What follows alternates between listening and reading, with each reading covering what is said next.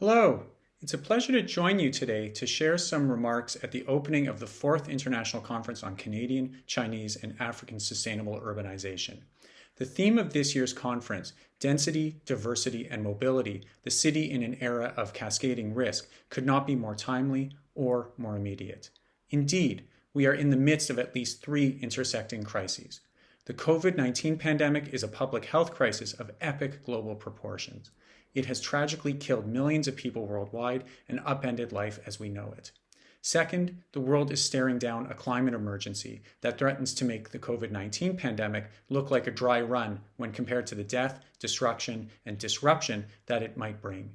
Just earlier this month, a heat wave in Canada's west coast killed 700 people in a matter of days, more than during any similar stretch of time in the pandemic. And a forest fire wiped out the entire town of Lytton, British Columbia in just hours, where the forest was tinder dry after temperatures reached 49 degrees Celsius, a new record. Climate change is not something theoretical that is happening elsewhere or way off in the distant future. It is happening here and now. Its devastating effects are being felt today.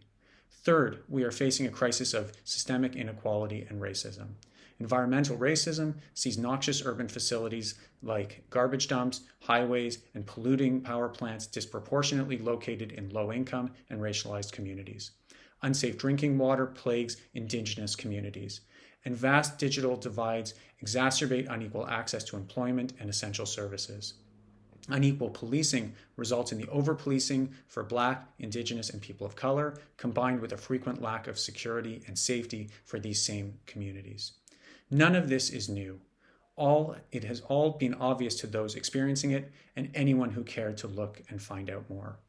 Each of these crises are very much urban crises of cascading and interconnected risk. In all cases, the vulnerable have borne the greatest burden from these crises. The majority of those killed in the heat wave on Canada's west coast were elderly and those who are socially isolated. In Canada and many countries around the world, racial and ethnic minorities were far more likely to contract COVID-19 due to their jobs as essential workers outside of the home, overcrowded housing, and disparities in access to health care. The pandemic has revealed and accelerated deep-seated inequalities that have been a feature of cities for some time. The impacts of climate change are also deeply uneven between those who can move and those who can't.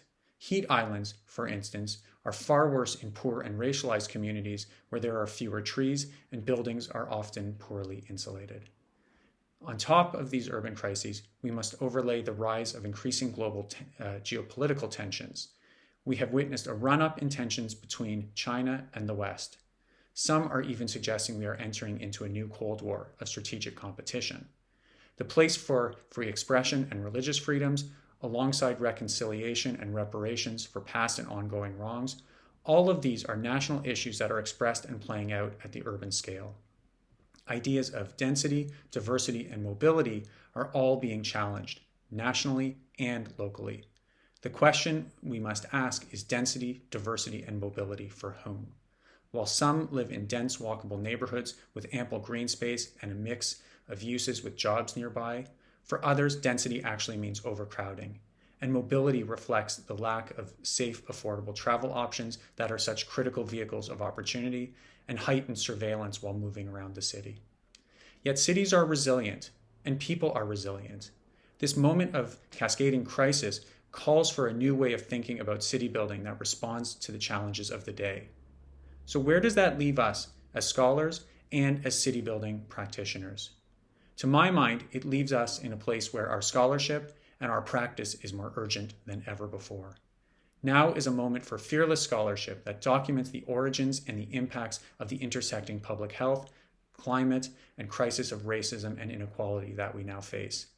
And it is a time for fearless city building that places diversity, a clean environment, and a freedom for all as its fundamental right. The time for soothing words and half measures has passed. Now is a moment for hard truths, uncomfortable conversations, and bold actions. With over 200 participants from 39 countries, this forum is an essential venue for exchange to address the grave challenges that we face. I look forward to learning from the dialogues that take place at the conference and the actions that follow. Thank you.